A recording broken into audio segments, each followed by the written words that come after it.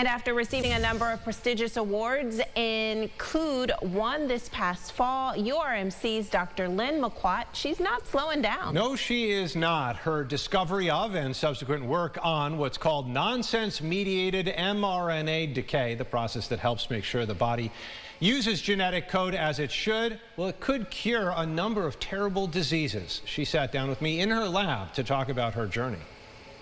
I mean, the excitement part I want to touch on, because I have to think when you are on a road that you know has never been ventured down before, there's a lot of responsibility there. At the same time, this adventure spirit must come out. Yes.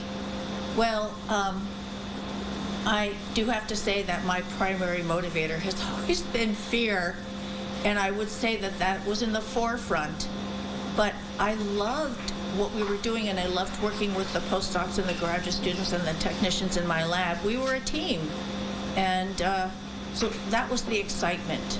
It was clear that what we were doing, because it was relevant to human diseases, was important. And in studying human diseases, you also have to understand what happens normally, and we learned a lot about how cells normally function when they metabolize RNA. That was new. After reading about the research that you've done with others, but that you've helped to champion, I walked away with the impression that however long it takes, this type of research could help millions of people in the future. Would that be an accurate? Yes. Yes. Yes.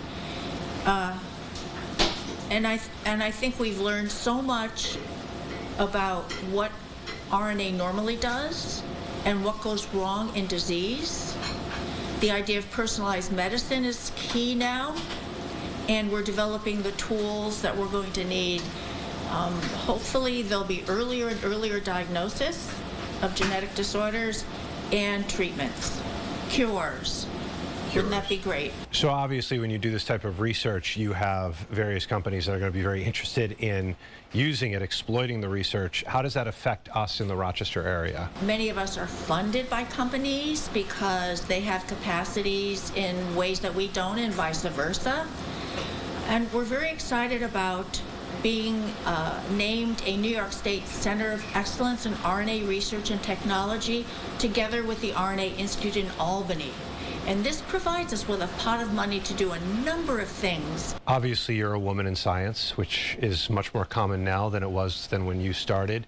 Do you take pride in that? Is that something that you've thought about before? You may think you want something to happen in your life, but if it doesn't, it actually may be better. You have to point yourself in the right direction, a direction that's constructive, but it's good for young people to realize that there are bumps in the road that one has to persist through. I think it's very important for young people to hear that.